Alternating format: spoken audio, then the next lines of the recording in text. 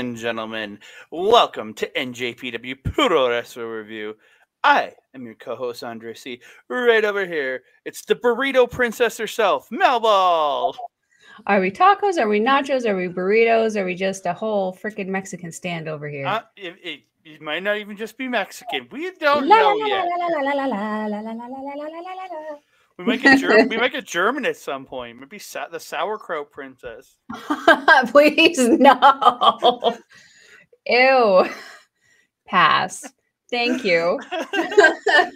How are you this evening? We're recording this in the evenings. How are you this evening?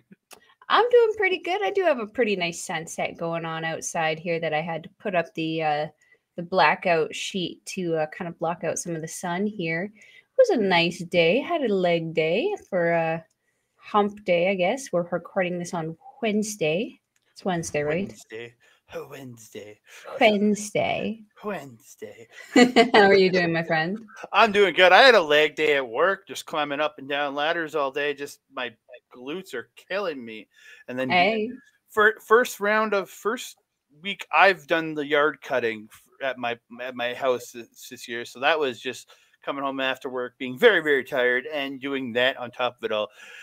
It made for a very long day today, but I'm happy to be here and talking professional wrestling with you. Yay!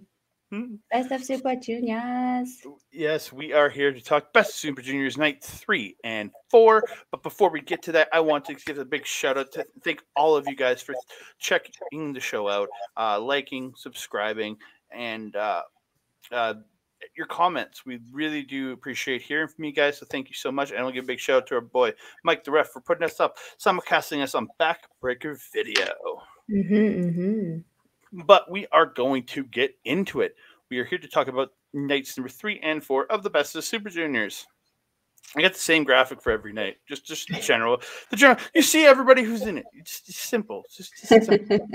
No need to change it up. No, we kick it off. Yoshinobu Kanemaru versus Kevin Knight.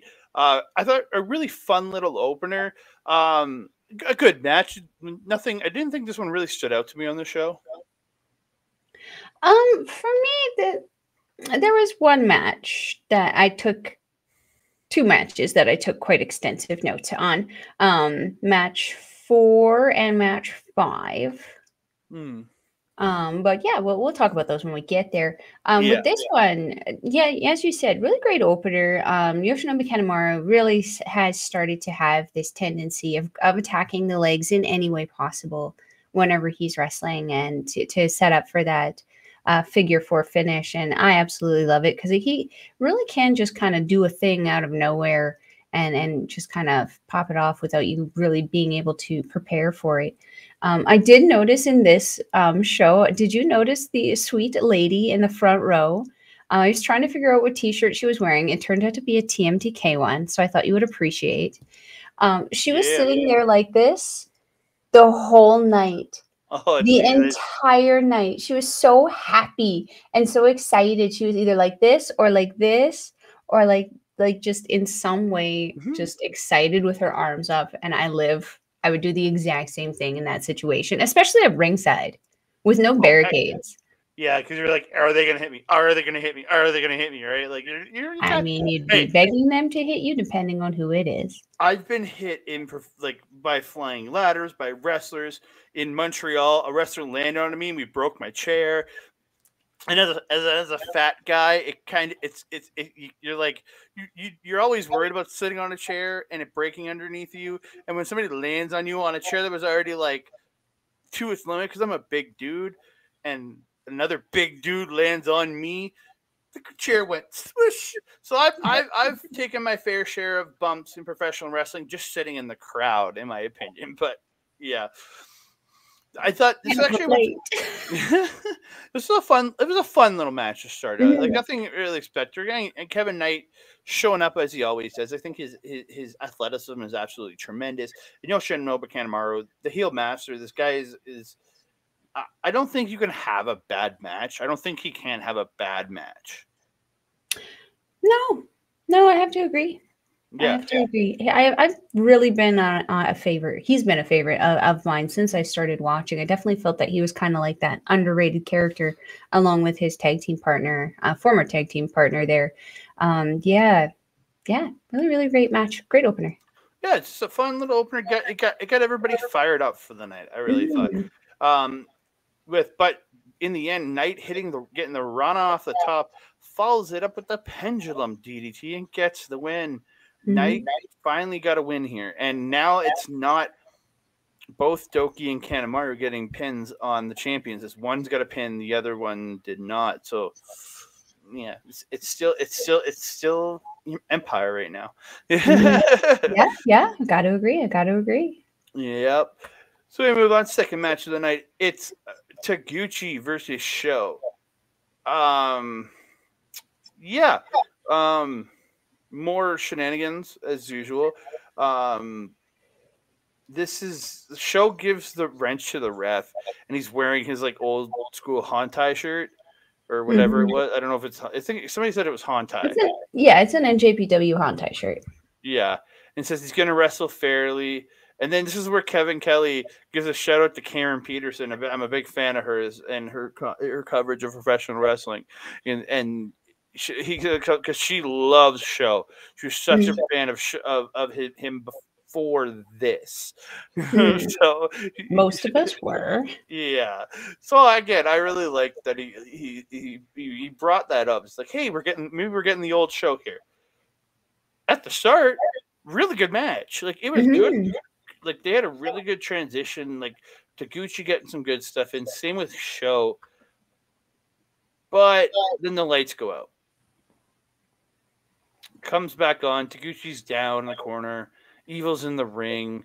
No ref. So Evil kind of pretends like he's the ref and starts them fighting. And then Evil checks Taguchi while Sho low blows him. Evil gives Sho the wrench. He hits him and hits the shock arrow and he gets the win.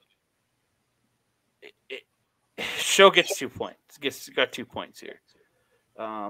Like out of anybody in his block, this is the guy for him to beat. Like if they're not going to have him win this tournament, like I was kind of hoping. This is the guy he's going to beat because again, it's Taguchi. Taguchi can take as many losses as you want. And the guy's bulletproof at this point, in my personal opinion. The gang stomped Taguchi and they beat up the two young lions to try to come in and stop it. And they cut up NJPW in a Hantai shirt. Yay. That's the gist of it. Yeah. Not a whole lot to add to it. It just, I will say this, the Super Junior is really seeing Taguchi kind of not doing all the butt stuff. Like he still does the hip attacks once in a while, but like he really is being very serious in this tournament, which I appreciate a lot. Yeah. Like he hit a bum IA and I think on the fourth night, but it wasn't like he wasn't going over the top. That's kind of become his almost his finisher, the bum IA. So, but I have enjoyed him. I thought he's been pretty darn good. Yeah, we are getting Big Show Taguchi. Yeah. So we move on. It is Bushi taking on.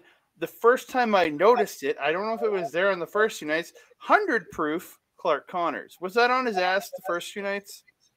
On his ass, yes. Okay. On the vest, it wasn't the first night, but it was the second.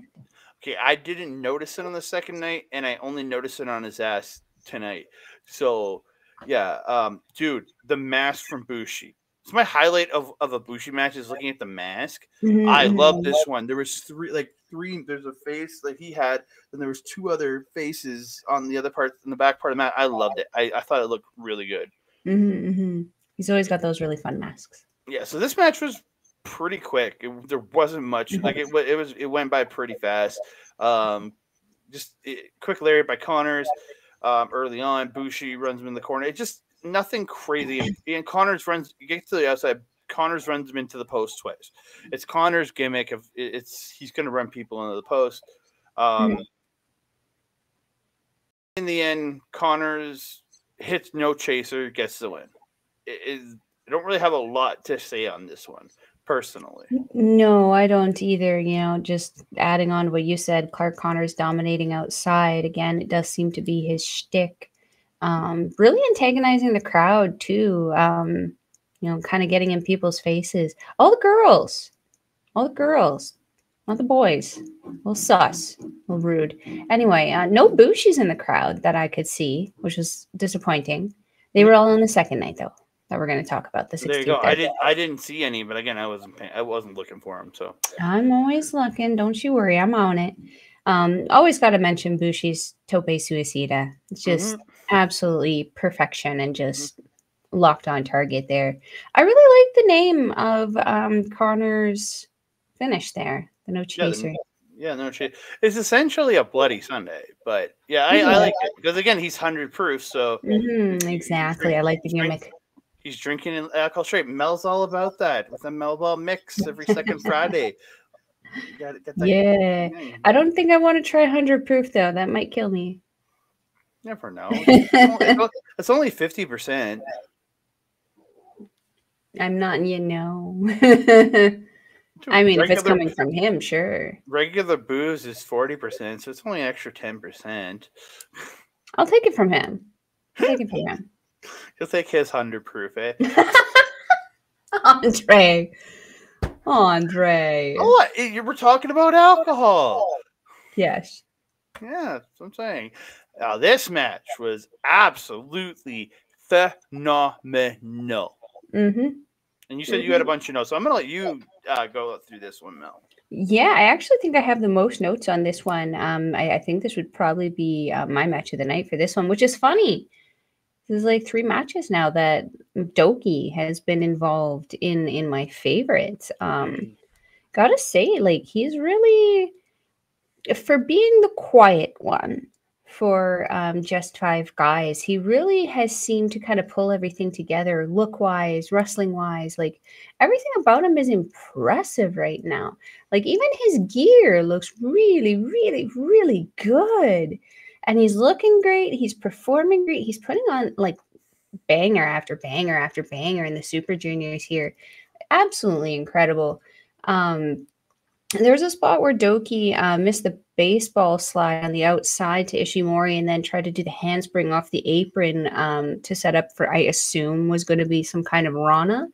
And Ishimori caught him, ran him into the post. That was kind of like a bit of a slowdown of Douki's momentum in the beginning there. Ishimori really targeted the arm of Douki in this one, taking it outside quite frequently and hitting his arm on the posts and stuff like that. I really enjoyed that Northern Lights suplex that Douki always seems to be doing now, that little twisty-bisty thing. It looks so good. It looks so good. It's not the traditional one, but it looks unique while just being a traditional move, but looking unique for him. 100%. I absolutely love it. And he actually hit it on Ishimori on the outside there, on the entrance ramp. Inside the ring, Ishimori has also seemed to taking off the turnbuckle and running people all the way through into the post. Douki was another victim of this guy.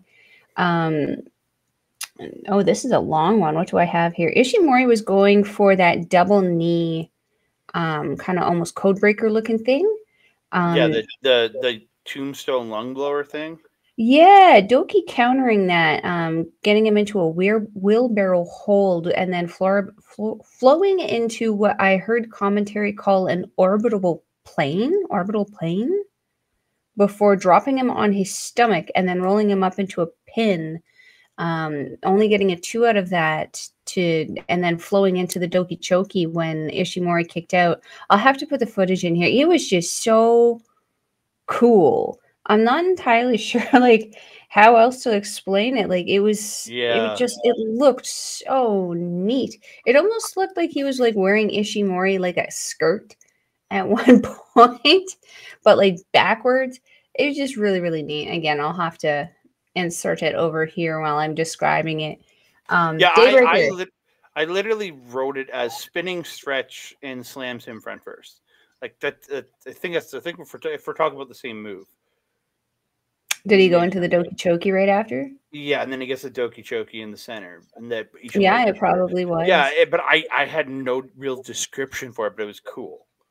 Yeah, I heard Kevin on commentary say it was something like an orbital breaker, and I was like, well, we'll just go with that. And it just sounds cool. Well, the orbital's dry, and he kind of went bang and like face slamming into the mat, and that's your orbital bone getting smashed up. So yeah. Doki hitting Daybreaker. We always love that springing little DDT there. And the Doki Bomber seeming to be something that he's going to be adding to his repertoire going forward. I'm not going to complain about that. He hits them so good and very, very Taichi-esque. Very, very tight, because Daichi just throws everything into it. Doki does the exact same size or same thing, and now he has the size, so may as well. Yeah, Andre, what do you think of this one? I thought really good match, and like Ishimori just kind of on a roll here. He's been like having killer matches every night, or at least up to this point. And even the on night 4, I don't know if it was like highlight match of the night, but it was a really good match.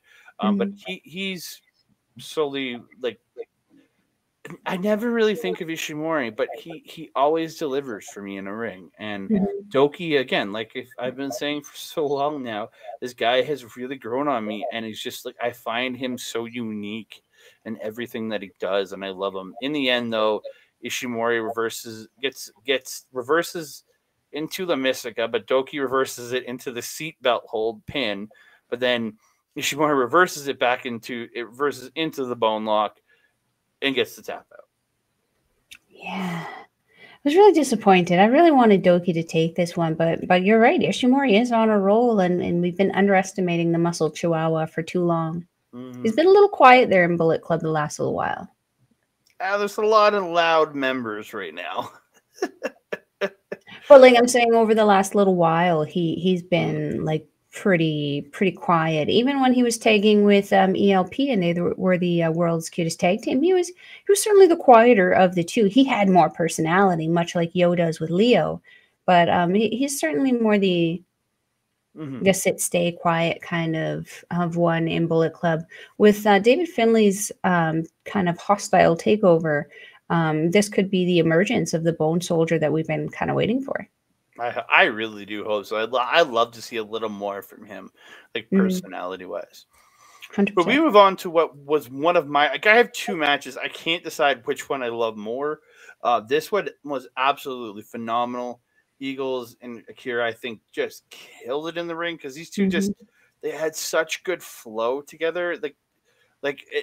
I'm really appreciating Eagles. Has that ability to fly, but he's really been playing a lot of the ground game, working the knees, working for that Ron Miller. Like, it's really been just, and like, this is the first match where I noticed him doing the ricochet move, where he'll go for a dive and somebody will move, and then he'll hit the rope and like backflip into the center. He doesn't land in the superhero pose, but he's doing the ricochet bounce back into the center. I don't know, these two, I think, it was the chemistry these two had in how they played off each other, how they worked together, because Akira's like the edge he kind of has right now since losing the tag titles.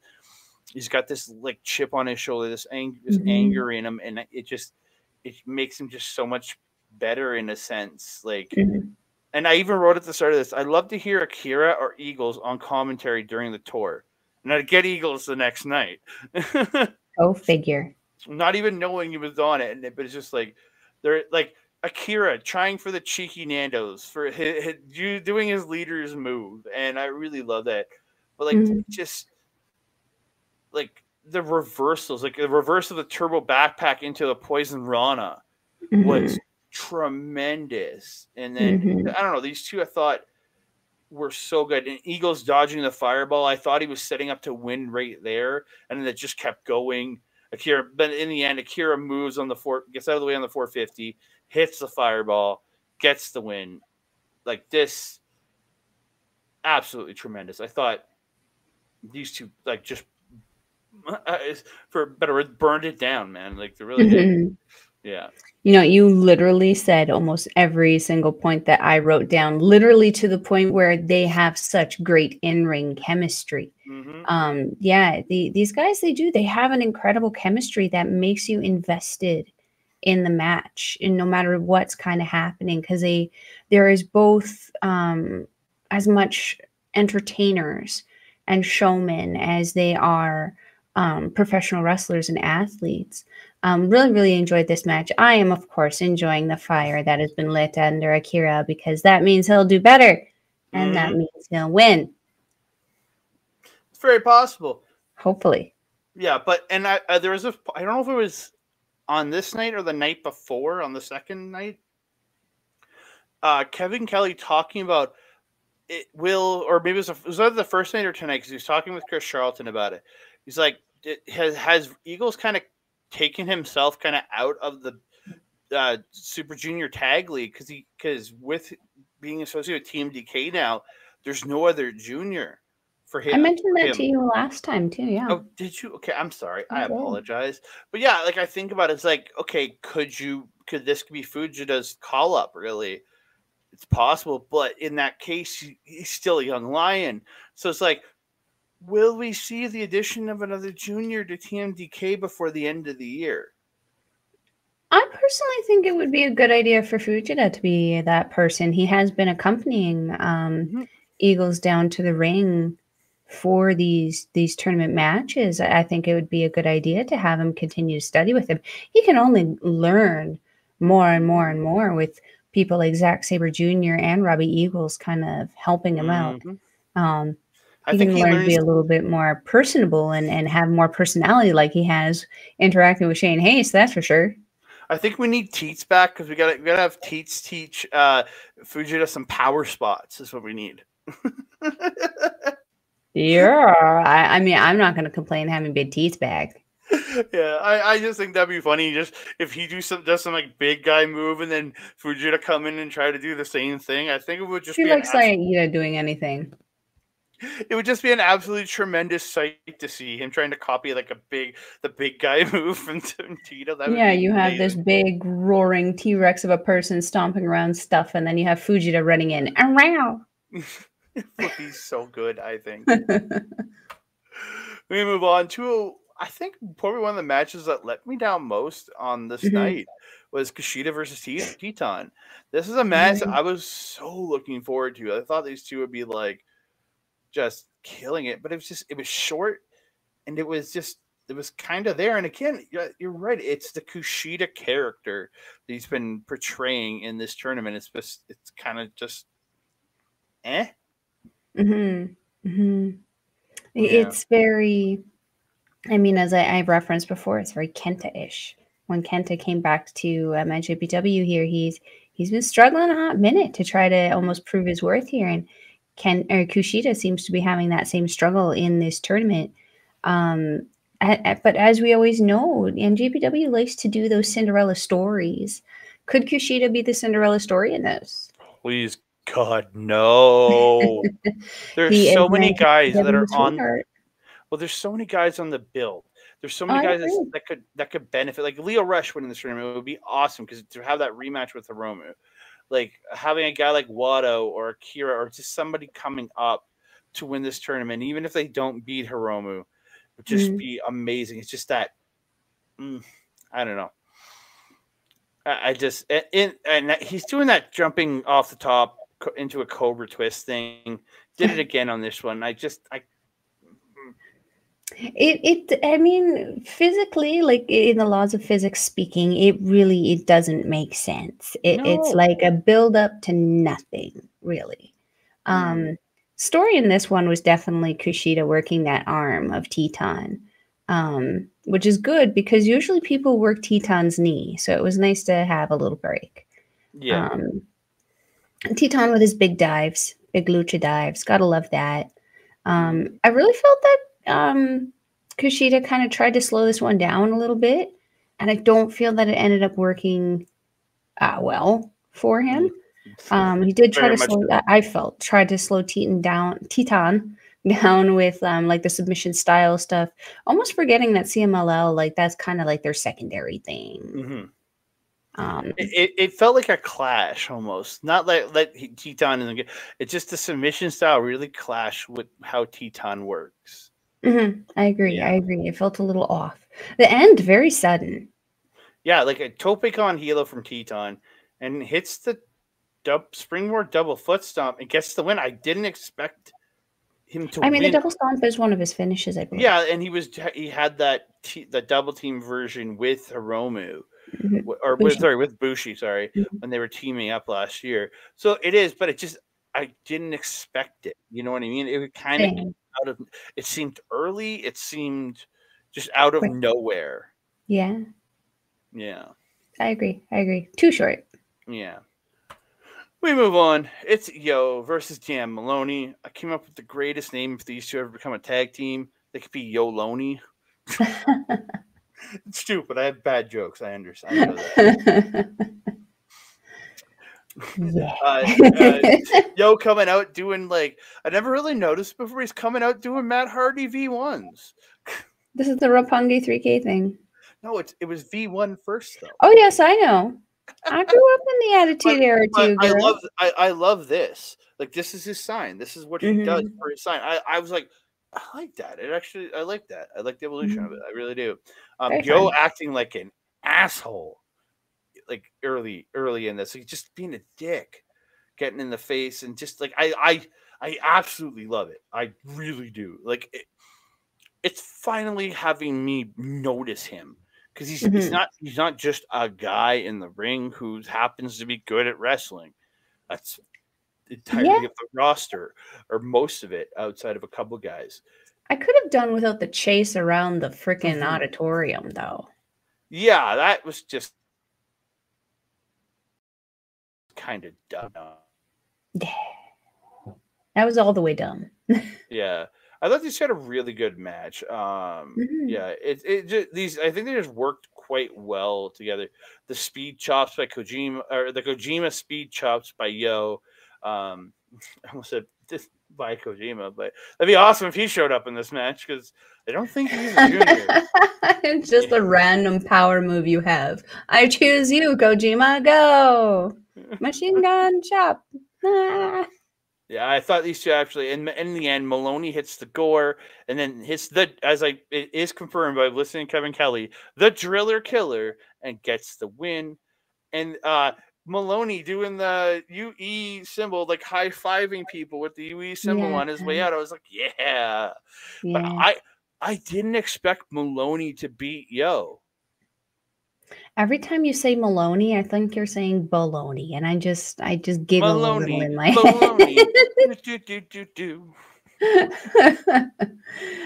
Don't forget the Yoshi-Goroshi. He also pulled that off in this one. Yoshi-Goroshi. Yeah, I love the Yoshi-Goroshi. I still think Slamagoroshi's good, but Yoshi-Goroshi makes more sense. Something I heard Kevin and Chris start talking about with Yo, imitating all of the kind of Hontai legends that he kind of works with, doing the Mongolian chops the last match, the machine gun chops, and almost the Kojima, I'm gonna get you, nasty words, and the jumping forearm, the Yoshi-Goroshi, something that Gedo does, that he works with. It is interesting to see him kind of almost doing an ELP-esque copycatting thing of the people who have been influences in his life. You pretty much mentioned mostly, again, everything that I had mentioned, which is good. Keeps these videos short. Is it the Driller Killer or the Drilla? Kevin, drill, because it's listed online. Is written on the back of his shin pads. Yeah, because it's listed just online, just as the Drilla. But Kevin keeps saying Driller Killer, is what Kevin's saying. Kevin's saying Driller Killer, or maybe saying Drilla Killa. Maybe he's just not hip yet. Yeah, maybe he should be saying Drilla Killa, but I really like that finish. Drilla, because it is written on the back of the shin pads. Yeah, the Drilla Killa. Either way, really, really great match. You're absolutely right. Yo was acting like an ass. And I love it. Leo Rush is the best thing to happen to Yo. I'm not saying it isn't. I'm just saying I don't like it. We move on to my other match of the evening. TJP, Mike Bailey. Holy shit, these two, like, they flowed so well. Like, again, like we talk about the technical, we talked about in with the Teton match and Kushida. It's the technical versus that lucha libre style. I think the technical style versus the martial arts style of Bailey worked absolutely phenomenal, because like TJP could catch kicks and pull them into moves, and like Bailey could always find his way out and hit kicks and find his way out into a martial arts move. And I just thought these two flowed so well together in the way they worked it in this match. I thought they were absolutely tremendous. Both these guys, like TJP getting that front chancery in the ropes, just like pulls a headlock in the ropes. I loved it. I really did. Like, I just thought these two really, like, just, I don't know, it was just the chemistry they had. And again, I'm a homer for TJP. Don't get me wrong. And I'm a homer for Bailey. I think, like, he's one of the reasons he's one of the few reasons actually, like, not that Impact's bad, but he's one of the reasons I tune into Impact when I do, because he's that good. And I think, and just, I thought these two just, the way they floated this match, the way they countered each other, and the way they would find ways to hit their moves in certain ways was absolutely phenomenal. And Bailey, like, just pulling out new moves in this match, essentially hitting almost a one-wing angel. Oh yes, that really quick thing, yeah. Yeah, so at the end, he gets, TJP misses the Mamba Splash, and Bailey gets the tornado kick in the corner, and then puts him up on the turnbuckle and pulls him onto his shoulders and hits and pulls him forward. And it's essentially an electric chair driver, because he doesn't swing the leg off into the driver like Kenny Omega does. But yeah, I can't recall seeing him do that move. But again, I haven't watched everything Bailey's done. He hasn't done it so far. And picks up a big win here, pinning TJP. And the best, I really loved offering the handshake after the match. They shake hands. Bailey helps him up. They have a quick little hug. I was like, I like the mutual respect there, because I appreciated that there. I really did. After the match they had, having seen them go like, yeah, we're cool. Because like, you either good guys. Well, he's the public enemy. He's not the worst person in the world, I guess. That's true. He might have some heel tendencies, but he's a good guy at heart. Yeah, there was actually one spot that TJP usually does. It's part of his regular lucha kind of signature stuff, where there's like just a series of twists and turns, a random cartwheel, into a headstand where he scissors the head and then does a little flippy over thingamajiggy. I just absolutely love that. Again, it just speaks to the uniqueness, his style that TJP has. I'm endlessly entertained by him. You could put him in a match with anyone, and I'd probably enjoy it. Yeah, he's I think one of the best guys going today, and I don't think he gets his due. He really 100%. Doesn't. We move on to the semi-main event of night 3. It is El Desperado versus Master Wato. This is a good little match. I thought they did well. I didn't take a lot of notes for this one. I think I was just kind of in the lull. It was a good match. Nothing really against it. Wato with a great spot, hitting that code red and gets a 2 count, then transitions it right into the Vendaval. I really thought I really liked the flow of that. The way he hit, like, to pull it in. I really did like that. These two did a good job together. Like, I don't have a lot of highlights from this. There's a TTD, as Kevin Kelly called it. It was like a Michinoku style pile driver. Like, he had him like slam, then he dropped down with it. On Desperado, right? Yeah, from Master Wato, but he doesn't cover him. And Kevin Kelly's going, cover, and he's like, he should have covered him, and he goes up to the top and misses the I always call it the spiral tap, because AJ Styles used to do it way back in the day and called it the spiral tap. And then Desperado follows it up, hits spear and a Falcon Arrow, gets the 2 count, hits Pinche Loco, and gets the win. Mm-hmm. He's been waiting to pull out Pinche Loco for a win for a while, too. Wato, I felt like this match was less of a match about the wrestling and more of a match about an emotional story between these two. I was almost getting the feel that Wato was coming into this hungry and wanting to, really pick up this win, whereas Desperado was kind of almost coming in like, hey, you're my friend. Like I almost felt like he felt like he was holding back for a little bit, and at some point in time he just snapped and became the old Desperado that we know and love, and just fed it to Wato and picked up that win. Yeah, I also noticed like there was when this switch kind of happened, before Desperado was almost kind of like asking Wato to go into things. He would just kind of move him about where he wanted to. When that snap kind of happened, you'd see Desperado forcing Wato's head down into things, forcing him into things. There was a little bit more of an attitude change. Yeah, at the end there, I really enjoyed how the end was kind of almost felt like a piano falling down the stairs.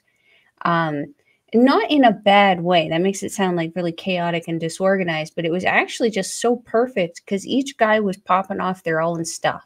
Like it was just signature after signature after signature after signature. And it just was almost like a swell of emotion as a viewer to be like, oh my God, what's going to happen? I really enjoyed it. I again, it wasn't something that I took a ton of notes on, but I just felt that the story within it, with the characters kind of sort of being on the same team now and kind of having that reluctant camaraderie on Wato's side and absolute loyalist on Desperado's side, I thought was adorable to see. Yeah, I thought they did a good job. It's just like I don't know. I kind of think I was in a lull at this point. Again, this was the 9th match in a row that I was watching, so I gotta learn to start breaking these up over 2 watches, maybe, because it affects me by the time I hit this point. But the main event brought me back in. This was a really good match. A great follow up from their match at was it Dontaku? Wrestling Dontaku? No, is this Sakura Genesis? Oh yeah, probably. Yeah. Yes. Yeah, I think it was Sakura Genesis. These two, like, dang, these two just have chemistry. They have natural chemistry with each other. Like they're smirking at each other when the bell sounds, just like giving each other looks. It's just I don't know. It's so good. Like I find, like the Hiromu trying the Death Valley Driver on the floor. Leo gets out, hits the suplex, and then he gets a chair from the fans. He places Hiromu on it. So anytime you go running around the ring and you're not a big dude, you're gonna get hurt. Like it's rare if it's not a big dude, like a big guy doing the run around the ring thing. You're probably getting thrown. And as he comes back around, Hiromu pops up from the chair and just belly to bellies him over his head. And Leo crushes the chair, which is standing up in a sitting position. And he came down like back on the back of the chair.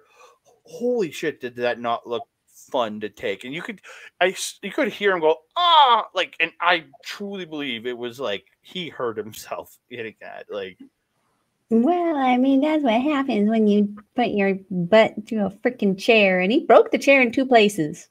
Yeah, I put my butt through a chair or 2. What's that? I put my butt through a chair or 2. Can't relate. Yeah, I actually didn't take a whole ton of notes on this one. I actually just enjoyed this one. It really did feel like almost like a 2.0, but just as good as their first kind of meeting there at Sakura Genesis. Like I got it. Athleticism from Leo and what he can do. Like when he Spider-Man's, like he hops up and Spider-Man's into the corner, and he just. I don't know. I don't know. He's special in like I don't think there's anyone quite like him in professional wrestling. No, I agree. Just with his uniqueness and just because I think he has the whole package. He's just never gotten the right chance because he has that charisma. He has that in-ring ability. He has like just he gives you something different in how he portrays himself and how he wrestles, how he talks, how he moves. It's all unique, and I'm mesmerized every time I watch him wrestle because it brings you in, man. It really does. Mm-hmm. So they end up the end of the match. They end up fighting on top, and Leo ends up headbutting Hiromu off and hits that final hour frog splash, gets the win. But like this over match was very, very good. Not quite not the Sakura Genesis match that they had, or maybe I'm getting that wrong. I know it was at a show in the last month. We've watched a lot of wrestling in the last little bit, but these two, I think it was Sakura Genesis because then Hiromu came out later in the night to challenge Sonata. But I thought these two just, I don't know, they have that flow, and like Hiromu hitting the RKO out of nowhere. Yeah. Stunner. Or not the stunner, the cutter. No. Hiromu hit the, like he was going, like Leo was going foul out, and he pulled the cutter and hit the RKO out of nowhere. Like I love that. I love it. You got anything else on this one?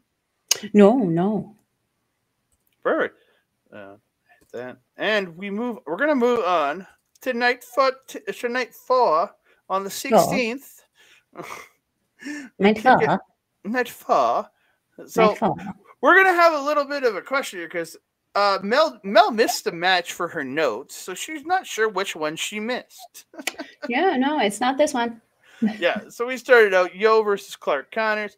I think Yo getting in Connor's face in this one, like I don't know, it was very, he's gonna get like the living piss kicked out of him at some point with his attitude, and I'm looking forward to it. But like, yeah, Yo taking the corner pad like off super early in this match. The ref stops him from using it, and Connors ends up knocking Yo down and takes the corner pad and uses it on him and like smothering with it. And the ref doesn't do shit fuck all. Well, like, I mean, he should have actually not taken it off to begin with, Yano. Yeah. He's doing too much of this shit from other people. It's really gonna cost him. And it does here. Like again, it was a good little match. I think they worked well together. Yo's ability to reverse a lot of what Clark Connors was doing was really good. Yeah. In the end, though, Yo slides out and he comes back in like a minute or two later. Like I don't know why I wrote that. And gets in the face of Connors. That's the aftermath. I apologize. I went to the wrong line. I'm dumb. Connors hits a power slam, follows it up with a spear, but can't get no chaser. Yo gets dropped in the exposed corner. Connors comes charging in, but he ends up hitting the exposed corner, and Yo gets the roll up kind of out of nowhere and gets the win. And then this is where Yo goes to the floor really quick. Then he comes back in and gets in the face of Connors. And Connors drops him and then hits no chaser. And just beats the shit out of him with the corner pad and then with the chair. It's just like, dude, you won. Just leave. Would have been nice if, a partner would have came out and helped him or something. Yeah. Leo was getting ready for his match, man. It was the main event. He had time. You can't risk yourself getting hurt and not being able to win your match in the main event. If I'm Yo, I'm taking note of priorities. But Leo goes out there and talks shit, but he doesn't need Yo. He doesn't have Yo back him up because he can back himself up. Oh yes, he clearly backed himself up. Yo cannot back himself up yet, so he shouldn't be doing this shit where he's going to need backup. He certainly backed himself up in this one, didn't he? But I love it. Himself out into the floor. But I love him. I love him having this attitude because it gives me something I can latch onto with his character. At least that's the main thing. It certainly makes the character palatable. Instead of just being there. Yeah. We move on. It's Taguchi versus Titan. This was really fun. I thought this was the match I missed. How did you miss a Teton match? I don't know. Well, we figured that one out quickly. I guess I'm doing most of the work here. So, yeah, Taguchi and Teton doing the running back and forth spot. I love that. And then Teton switches up, makes Taguchi, but Taguchi legitimately gets tired, and he's just like, and he has to slow down and stop. I loved it. Like Taguchi running out of steam. I loved it, man. Yeah. Teton missing the flip to the floor. And Taguchi gets that handspring backflip he does to the floor, and Taguchi getting that springboard senton onto Teton on the floor, and then sent him back in and hit that beautiful springboard hip attack. Again, he's using the ass every now and again, but he's keeping it subtle. Mm-hmm. Yeah, subtle butt stuff. Subtle. Just the tip.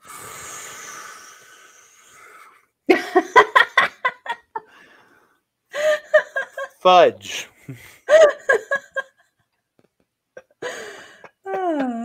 Back to the subtle butt stuff. A bunch of quick kicks by Teton, but he misses a splash off the touch, and Gooch gets the bum IA for 2. The end of the match comes tornado DDT by Teton, and Tita for 2, and then Teton locks in the Muda lock, and Taguchi taps out pretty much immediately. Yeah, like almost instantaneously. Like same thing that would happen with TJP. He tapped out like that. Like yes, he was also in a very awkward position though. I can't get the click from a snap. Come on, sir. Now here we are, just snapping away. my hand hurts from like doing work today. Just muscles. I can't snap properly. But you got anything else on this one, even though you don't have any notes? No, I'm just adding it to my notes now. Now you got to go back. You have to go back and watch it and take notes.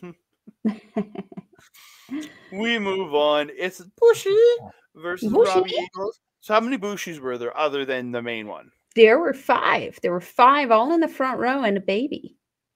They were holding a baby. Oh, we'll talk about babies later. Come to the main event. But yeah, yes. Pure white mask with spikes for Bushi, and it was cool as fuck. Mm-hmm. I really enjoyed it. It almost reminded me of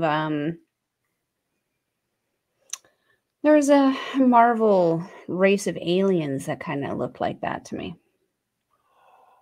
I know which one you're talking about. I just don't know the name. Yeah, it's not the Skrulls, is it? No, they're green, and they're kind of. But like the shape of the face though looked very similar. Comparable. Maybe I'm not. I don't remember. I can't. I'd have to like put them side by side. Right there, they're gonna appear on the screen side by side right now. Well, we'll hopefully get on that. The magic of editing, but I don't know if it actually happened or not because that's in post. And we'll see. Our editor is very, very good, but I don't know if they can do it. But yeah, I thought really good back and forth because both guys really athletic, having ability to really like reverse each other. And Robbie, they both working knees in this match because Bushi I don't really see because isn't his move like a knee bar or something? His submission, I think it's a knee bar. I think so. I'm not. Yeah. I'm not very good with the move names. Yeah, but he always working the knee, and then Robbie Eagles working the knee for that Ron Miller special. Beautiful rewind kick into a spinning fisherman neck breaker by Bushi. Just transition. Best rewind kick. Dude, so good.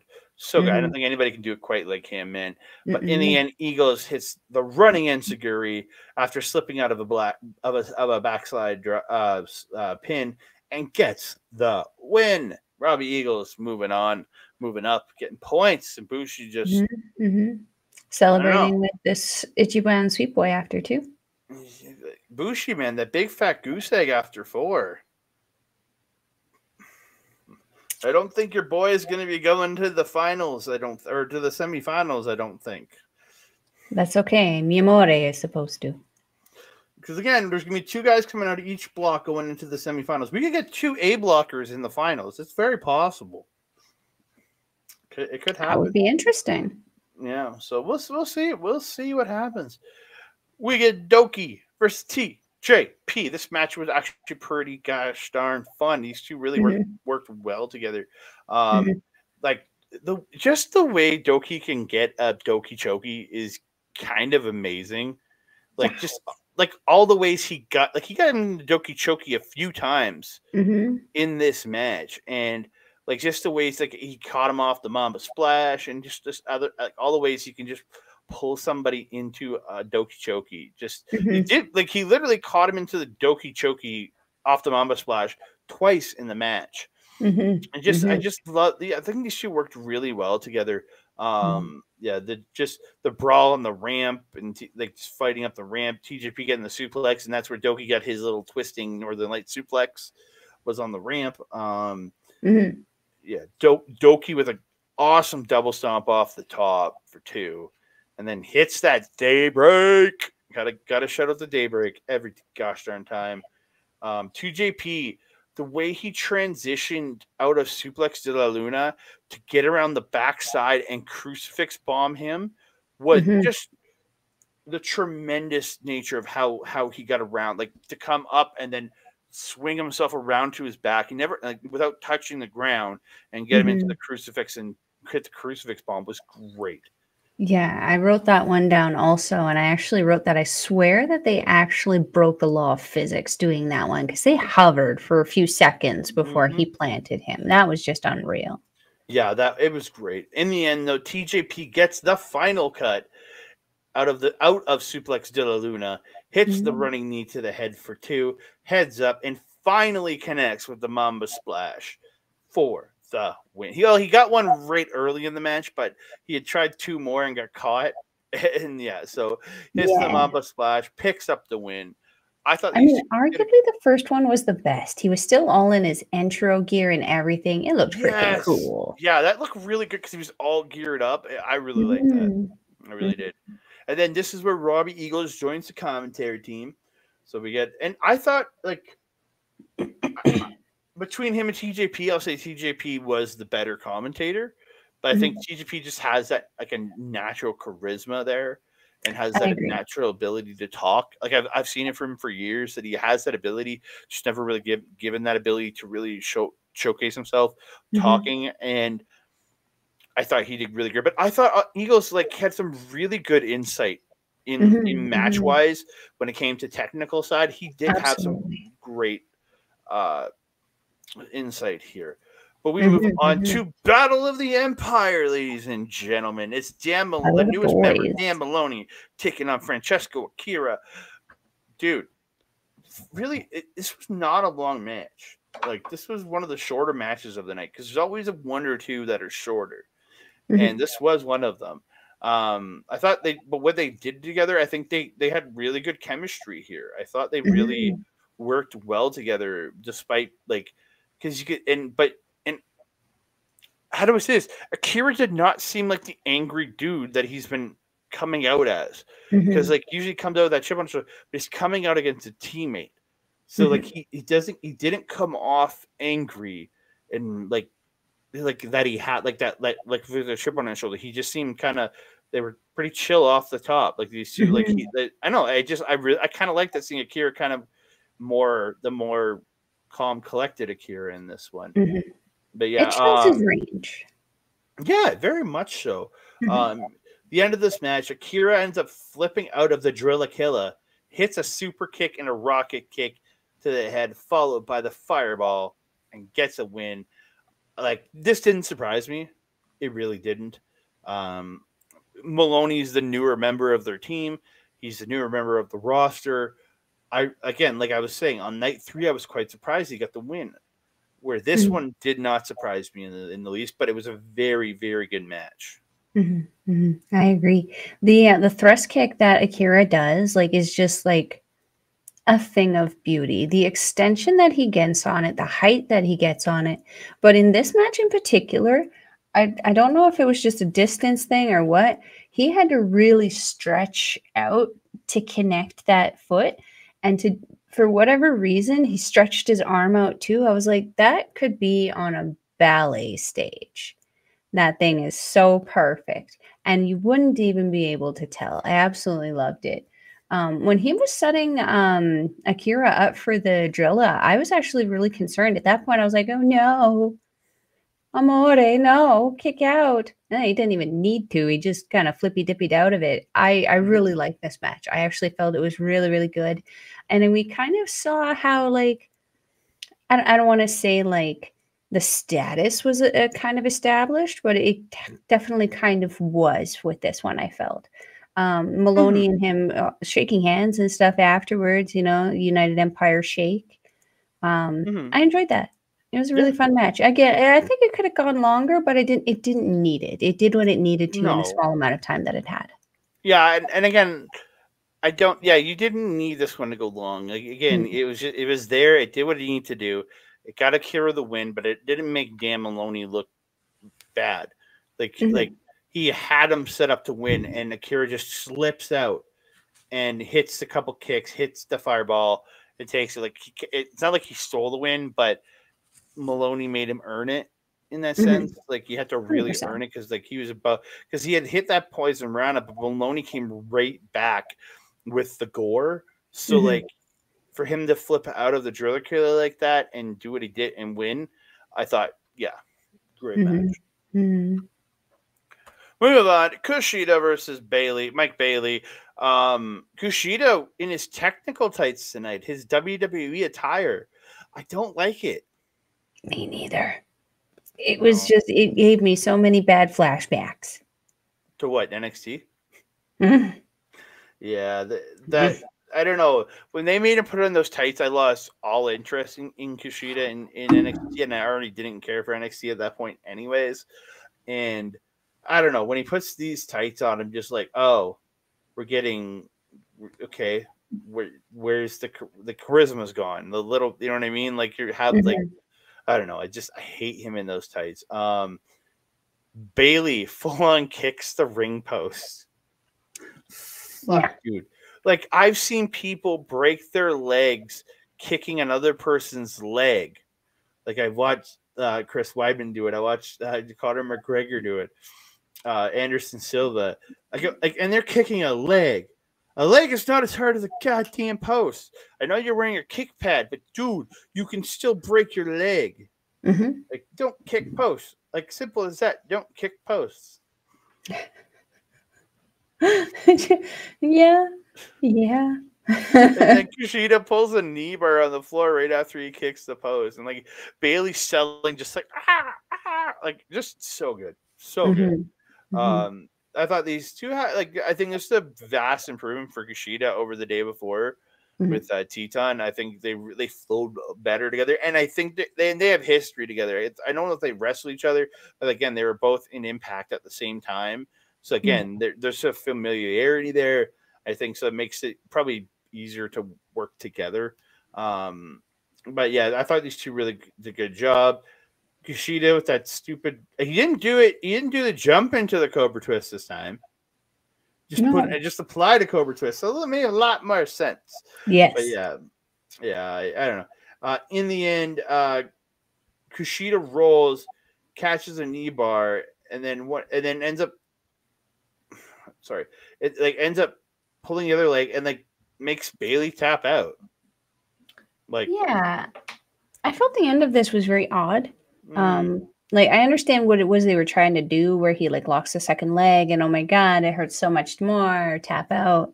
It just felt weird. It didn't make a whole lot of sense to me. Yeah, I would like because when he missed the ultimate weapon. And Kushida pulled that hoverboard lock and then ended up turning into his old finish, his really old finisher of the small package driver. I think they should have ended it on the small package driver because that's a move that had won him titles, right? So like I really think that should have been the end actually with the small package driver, but they went to the knee bar and crossed the other leg into it, and I'm like, it didn't look effective. When he it didn't look like it was doing anything. Like when he had just a straight knee bar, yeah, knee bars suck. But when he brought the other leg in, it's almost like he helped close it up and it took the pressure away almost. I thought so also. That's why I kind of was Yeah. confused when it ended there. Yeah, it was just you didn't expect it, right? Like No. I understand having to establish other moves to like build your repertoire, but it just looked don't do it in a tournament like this. Establish it in matches on six-man tags and things like that. Establish those moves there. Yeah, maybe he has and I missed it, but yeah, usually it's a hoverboard lock or something that he wins those with. So, yeah. This actually felt more like almost like a sparring session at the beginning of it than a wrestling match. I felt Kushida almost forcing Bailey into it because Bailey was straight up trying to wrestle. Whereas Kushida kept, putting on his guard, rolling around the floor. He really did force Bailey into that kind of martial arts style kind of fight before it did transition into a straight wrestling match. I felt that Kushida was on a mission in this match. He was really, really, really, really determined to get that win and get on the board, like in general, not starting off particularly good. I'm happy to see him on the board. I don't know if it should have been Bailey that he got the board numbers from, but it is what it is. It's all about the math, right? It's all about the math at the end. And like I hate you're talking about this none of us like math. But you talk about the Cinderella story, and the thing is, with Kushida having 3 losses, if you do it right, he could end up with 12 points and take that second place in his block to go on to the semifinals. So again, you have that possibility of that Cinderella story if you want to tell that story. I just don't think he's the guy to tell it with because, again, right now he's your junior tag champ. He shouldn't be a Cinderella story at that point. When he comes out of this, I want to be either be setting up his junior tag title match at Dominion. I want to know. Is it TJP and Akira again? Because I'm perfectly okay with that. I think a follow up to that match would be absolutely tremendous. 100%. But like, I don't want to see him. Like, I have no desire at all for Kushida to be in essentially the semi-main of Dominion challenging Hiromu. Yes, Hiromu beating Kushida is a true passing of the torch of the old guard of the juniors to the new guard, but he's already done it. He's already got beat that him. like how many second win on him, yeah. Yeah, and just I don't know. I don't want to see it. I really, and you're not going to put the title on. And the thing is, I'd rather see somebody else that's on the rise come in. I'd rather see somebody on the rise come in and win it, and be the one to take it from Hiromu, so Hiromu can go jump into the heavyweight division and go to the G1. That's what I want to see personally. Yeah, we'll just have to wait and see what we get. Yeah, I got a little long-winded on that. I apologize. But yeah, we move on. It's El Desperado, Despy versus Kevin Knight. I thought these two had a really worked really well together. Again, Kevin Knight's like springboardy flying style really worked with Desperado. Desperado, for being junior, it's a very good base for a lot of guys. I think they worked really well together. Knight, the beautiful topic on Hilo to the floor looks so good. Despy just like working that knee over of Kevin Knight, like it's very different from. I mean, Knight did get to work the leg of Desperado a little bit. I thought these two did great well. Like the guitarra Angel, as Kevin says, the guitarra Angel. Guitarra del Angel. Yeah, it's such a blue thunder bomb style move, and Despy gets a 2 out of it. I thought really good. In the end, Kevin Knight goes for a power bomb, but Desperado slips out, hits that pinche loco, and takes the win. Yeah. I felt like this was another match where like Desperado was so slowly losing his cool. throughout the match, just getting annoyed with how, because every time like Desperado seemed to do something, Knight came back almost instantaneously. And I feel like it almost grated on Desperado's patience. You know, he's trying to be a good guy, coming out of Suzuki-gun, joining all strong style. You know, now he's picking a fight with the Pitbull. You know, I don't know. It felt like he was slowly losing his crap in this one, and I enjoyed it. I felt that Knight was also trying to flex a little bit of power at the beginning here, trying to muscle Desperado around for certain moves. It worked really, really well for him. I thought that it ended up looking really, really good. As you mentioned, the in-ring chemistry with these guys was really, really good. Really enjoyed this one. Yeah, I thought really fun, enjoyable match. Kind of right in the middle, so it kind of lets you breathe while kind of bringing you back up a little. You're like, oh. And then we get let down. Because this was just stupid. This was the worst. Like, it had so much potential to be something so cool and fun and unique. And it was just crap. It was garbage. It was just not awesome. This was a waste of time. When you waste 5 minutes just off the hop in a match like this, I expect when Hiromu comes back and gets in it, for him to kind of win it out of nowhere and end it. Is how, like, I don't think this match should have lasted more than the actual in-ring time in more than a minute. Because with all this shit, really long. Because the shit where Sho comes out in his street clothes, and he's got a speech prepared. It's supposedly from Hiromu, and as he's talking, Kevin's calling him a liar, and we don't believe you.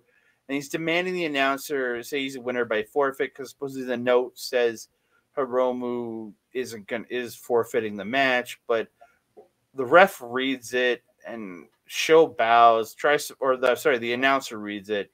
Sho bows, tries to force Marty to announce him the winner and raise his hand. Like he pulls Marty's hand up.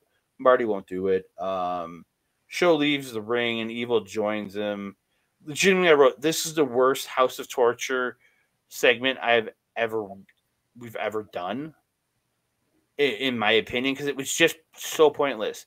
So they're on the ramp. Evil raises Sho's hand. Hiromu comes out all tied up and takes out Sho and Evil with the double drop kick, and just we get into the match, and then we went for another how long it was. Just added on more time, and again, in something like this, he should have come out, wrecked house, and taken the win off of Sho, which he ended up doing in the end. We got a bunch of Evil interference, just skiing with Hiromu the whole time, and just Sho showed a couple of shows of brilliance. That triple powerbomb, I really liked that. But it was a lone highlight for him in all of the rest of it. Yeah, the only thing I have highlighted is the bit at the end. Yeah, so in the end, Hiromu reverses Shock Arrow into a Falcon Arrow and gets a super kick. He tosses him over, then tries a Sunset Bomb, but Evil hits him with a chair. And it's like, come on, fucking shitty refs. So Sho gets the crossarm pile driver, only gets 2. Tries Shock Arrow, but Hiromu fights it off. Gets a submission, but Evil interrupts the ref. Sho gets the wrench, but he's stopped by the ref. Hiromu ends up taking out Evil and hits the everything is Hiromu onto Sho, and then he ends up hitting the time bomb and getting the win. Chaos, glorious chaos.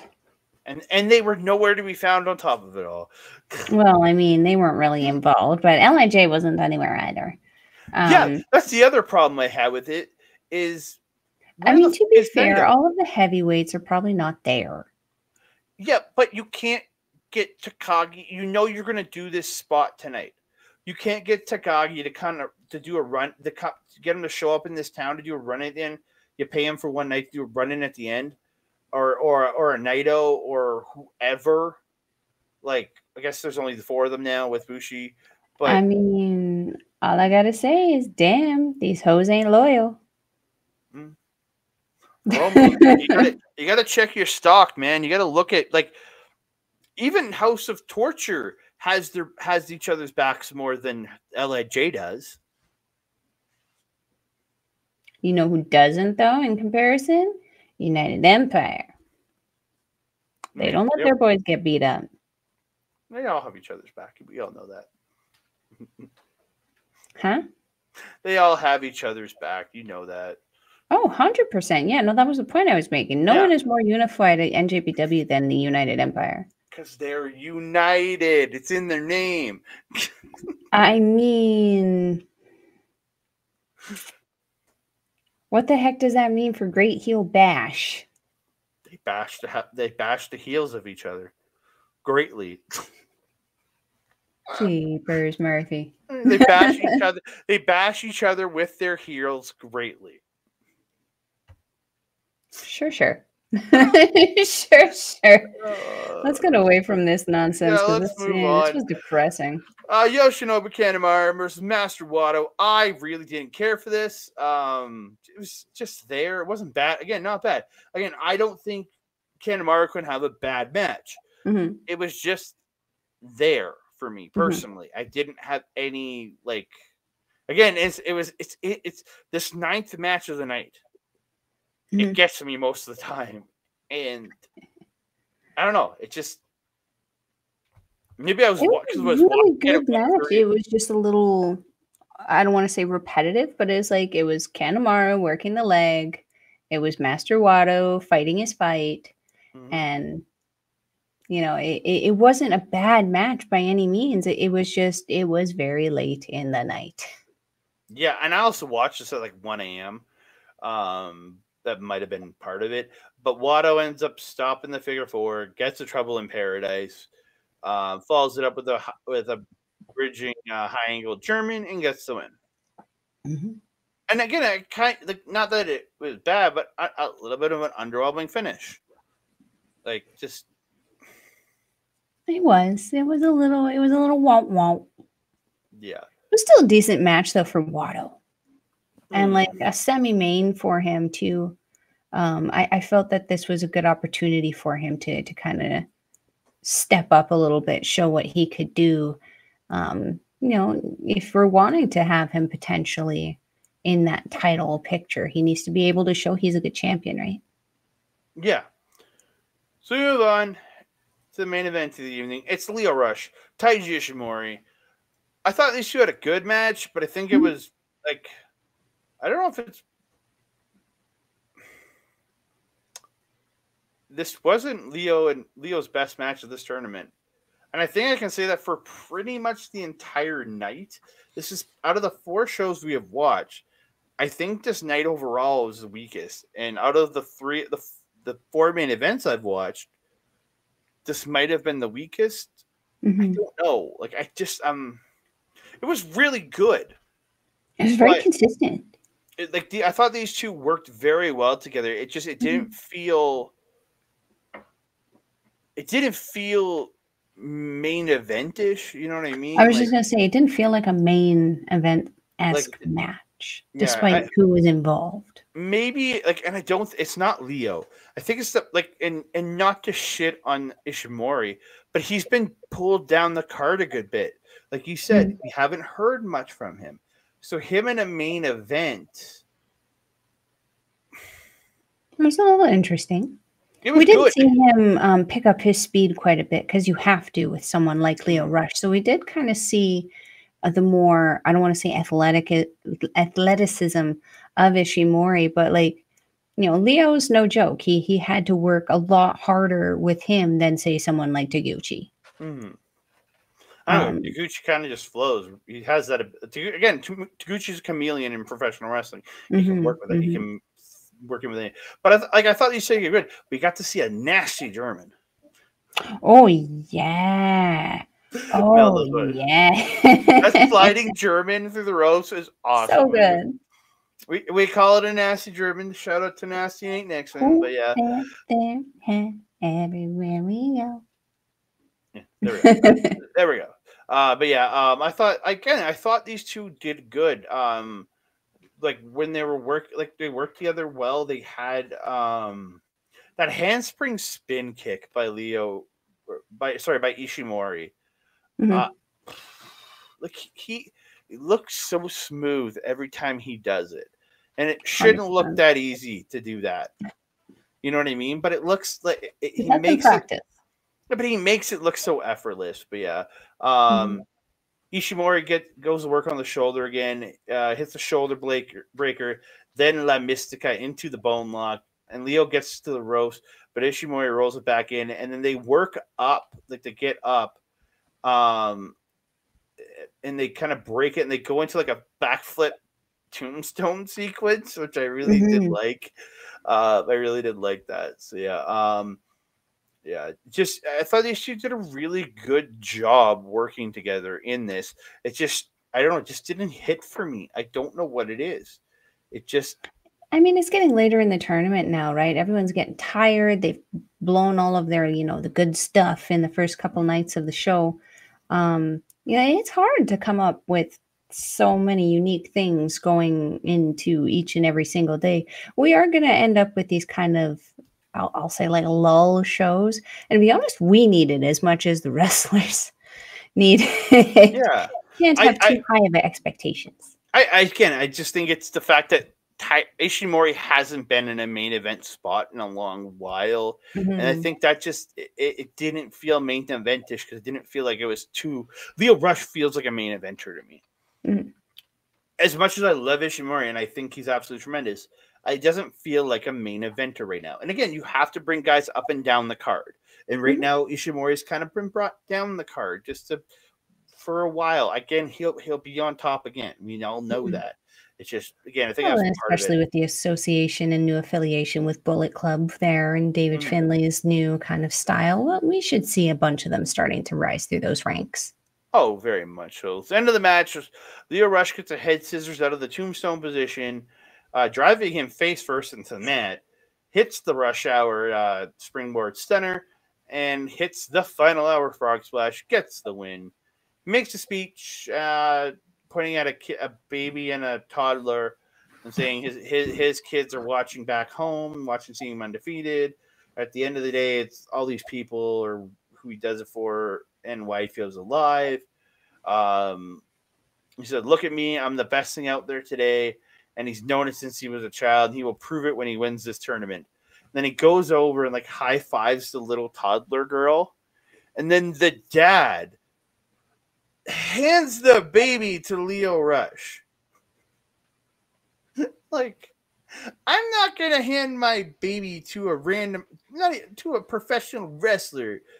It just I don't know how well they hold a kid. Yes, he's a dad. Don't get me wrong. He probably knows how to hold a kid.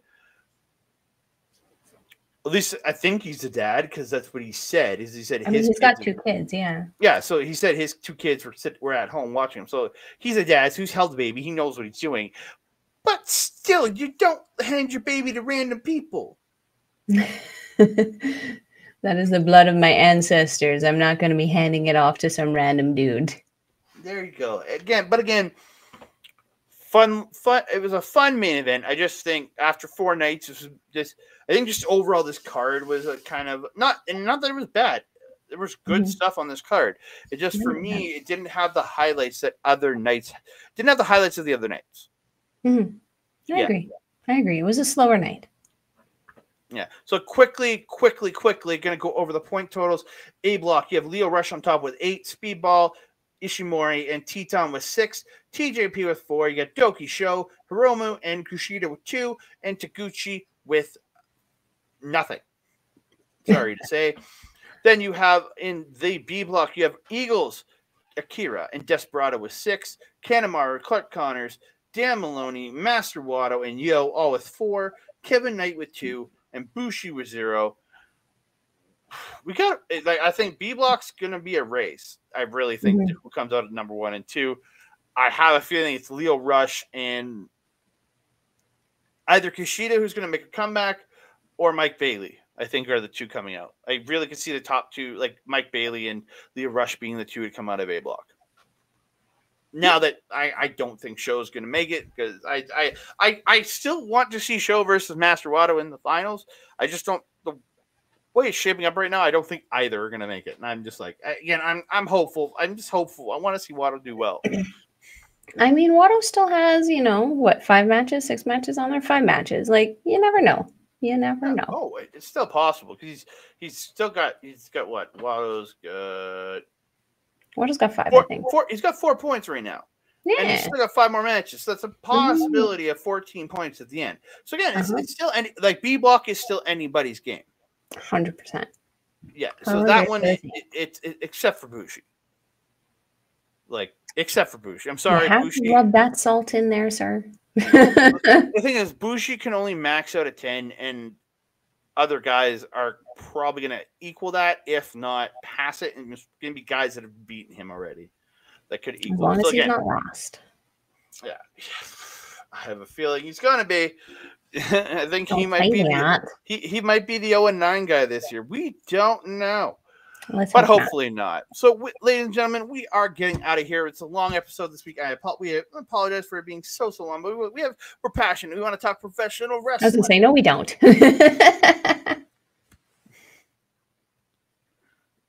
Oh, go ahead. No, I said no, we don't. We don't apologize. That's all I wanted to say. We don't apologize. No, you usually. Well, you can find us, myself, on Twitter, Mastodon, and Hi That Canada Guy, Instagram at That Canada Dude. You can find me on OLE, where I'm doing Marvel Talk, which will be coming up. We are gonna. I might have yelled a little loud on that one. Marvel Talk, where we're going to be having a very special Across the Spider-Verse show coming up at the end of the month, along with a special episode 2 weeks later, right before we get into Secret Invasion. We'll be checking that out. And I want to, so that's at youtube.com/@OurLocalEstablishment. You can check out all the Marvel Talk stuff and check out the Guardians of the Galaxy review I did. You could also check out all the great us. You can check out us right up here, Backbreaker Video. All the great us. I love it. Well, I was going to say all the great content, including us, but my words don't come out right. All the great content, including us, right up here at Backbreaker Video. You can find us. You can find Astrid and Cody with Making an Impact. You can find all Mike's great wrestling content, including his AEW watch-alongs from every Wednesday with Reach Play, which you can watch live on twitch.tv/MikeTheRef, which I did get to jump in tonight for like 5 minutes at the end because I was doing yard work and I only got to see part of Dynamite and I had to watch part of it on my phone. So yeah, you can check him out at youtube.com/@backbreakervideo, twitch.tv for Mike the Ref, see all his live all gaming content. And if you want the replays of the game, a lot of great gaming content from him, PJC and Rick Jules, it's youtube.com/@backbreaker_gaming. And if you're wanting to watch NJPW, we will leave a link in the description box below. It is NJPW. Is it Dash? Dash World? Stardom is Dash. Right. NJPWworld.com. That one's going to be, again, in the description box below. It is approximately 999 yen. Or sorry, 999 yen, or approximately 10 Canadian. We just love Sean Spears here, except for it's not 10 Canadian anymore. It's like 7 something. 750, I think it is. Better deal than $10 though, right? If you're wanting to follow a Melball on social media, you can follow her on Twitter at Collins Melball, or you can follow her on Facebook, Instagram, TikTok, and Mastodon at Melball Collins. You can also catch me on our Facebook page, Andre Melball's Wrestling Talk, up there, so I can model the new nails. Yes. Yes, queen. You can also catch me on Our Local Establishment with my bi-weekly show, Paramindful, that I do with Alex the Werewolf and the sultry voice of Carl Carufel.